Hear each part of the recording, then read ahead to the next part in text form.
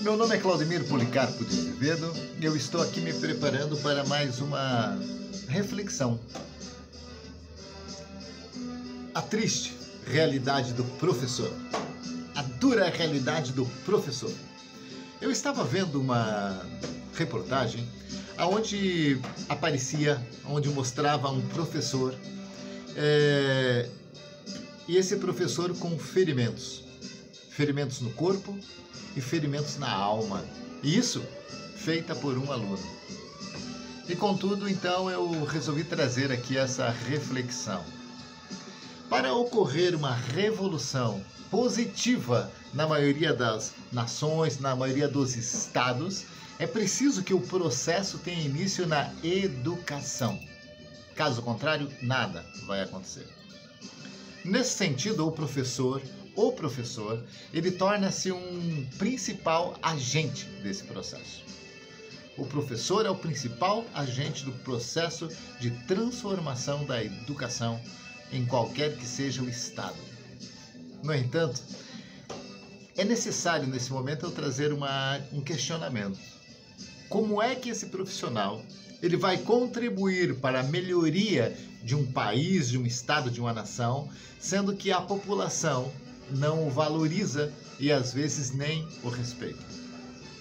Fica aí o questionamento.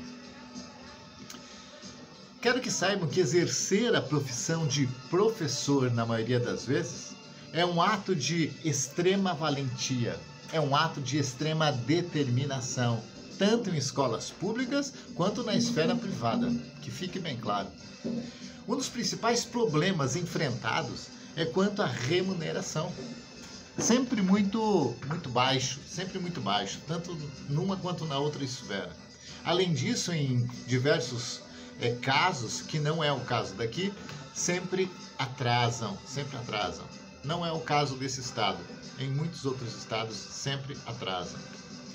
Há uma grande incidência de casos em que alunos agridem moralmente, fisicamente, verbalmente os professores, que muitas vezes têm que sair correndo para que não aconteça algo ainda muito pior. Infelizmente, vou enfatizar isso, infelizmente, o professor é visto por grande parte da sociedade como um subalterno para o qual são dirigidas diversas ordens.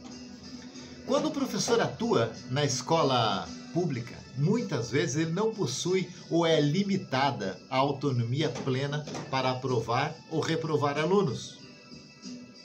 Isso porque o próprio sistema determina o percentual de aprovação e o percentual de reprovação, que deve acontecer com o intuito de cumprir acordos afirmados ou firmados com órgãos internacionais de ordem econômica, como o FMI, por exemplo, como o BIRD, por exemplo, como a Unesco, por exemplo. Então vejam, esses órgãos eles liberam créditos e somente se forem apresentados dados que se enquadram nas exigências deles. Caso contrário, não acontece a liberação da grana. Nas escolas particulares, aí também, em sua maioria, os problemas não são diferentes. Os donos de escolas designam a aprovação a qualquer preço. Por quê? Os pais não querem seus filhos reprovados. Ainda mais, durante o ano foi investido por esse pai, nesse filho, em mensalidades. Além desse agravante, os pais eles ameaçam constantemente aos donos de escola retirarem os seus filhos da escola caso aconteça uma reprovação. Então veja, é bom enfatizar também, e é muito importante isso, que fique bem claro, que existem pais que não agem desta forma, ok? Então estou falando com aqueles que agem dessa forma, não é com você que não age dessa forma. Existem muitos que não agem dessa forma. Bem, diante dos dois casos aí apresentados, parece que a educação ela se transformou em um comércio. Os governos não querem perder empréstimos não querem perder os investimentos e os donos de escolas privadas não aceitam perder receita. Os casos que foram citados aí não são regra, tá? Que fique bem claro, não são regra. Uma vez que existem instituições públicas, existem instituições privadas que não se enquadram dentro disso tudo que eu estou falando, ok? Que fique bem claro.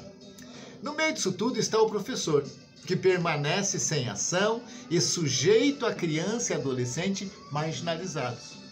Isso porque esses podem se referir ao educador com palavras de baixo calão, eles se referem ao educador com ameaças, eles se referem ao educador com xingamentos, pois eles são garantidos, eles são protegidos por um estatuto da criança. Nas escolas particulares ocorrem praticamente as mesmas coisas. Humilhação, afronta ao profissional por parte dos pais, patrões, alunos. Se um professor é agredido ou ameaçado e recorre ao dono da escola, o que ele ouve? O que ele ouve? É melhor você ficar calado, pois são eles que pagam o seu salário. Então, quietinho, quietinho, tudo bem, faz de conta que não aconteceu nada e vamos tocar o barco. Fato que acontece com grande naturalidade por inúmeras vezes situações. Quando o professor ele toma uma atitude mais severa, como retirar um aluno de sala de aula, por exemplo, devido a um ato de desrespeito, o culpado não é o aluno, não. O culpado é o professor, porque esse miserável, esse abençoado, constrangeu o aluno. O aluno ficou constrangido por ter saído da sala de aula. Professor, você é muito mal, professor, você é perverso, você tirou o pobre aluno da sala de aula. Desta forma, a legislação protege somente uma parte, ou seja, somente o aluno que sofre constrangimento. E aqui fica também uma indagação. E o professor, ele não é constrangido? Ele não é humilhado? Lembrando que existem diretores, existem alunos e pais de alunos que respeitam o educador, que respeitam o professor. O meu grande e sincero abraço a todos esses que respeitam. Estou falando daqueles que não os respeitam. Em muitos casos, então, os alunos eles cometem aí esses atos, né? Esses alunos que cometem esses atos, é importante frisar isso, são filhos de pais ausentes. Filhos de pais que não impõem limites, que tentam constantemente aí compensar a sua falta com presentes. Então esse aluno ele não tem limite e o pai, por sua ausência, tenta compensar essa ausência dando presentes a esses meninos. Celulares, os MSPs 3, 4, 10, 12, 24, 50, as câmeras digitais, enfim, presentes para compensar a falta. Que isso tudo depois, lá na frente, vai tornar um tormento, sabe, na vida de quem? Do professor, e sabe aonde? Na sala de aula. Então esses são alguns dos problemas enfrentados diariamente pelos professores na maioria das escolas brasileiras e que mostra muito claro o descaso com a educação, que é a única maneira de mudar o panorama e o futuro em vários os sentidos, né? Mudar o futuro aí no sentido ambiental, social, mudar o futuro de emprego, de tecnologia e assim por diante. Que somente com uma educação de muita qualidade é possível alcançar. Bem, caros colegas, amigos, sociedade, o que eu tinha de reflexão para hoje era isso. Venho aqui então agradecer. Caso você tenha gostado, compartilhe. Caso não, delete e fiquem na paz. Até a próxima reflexão.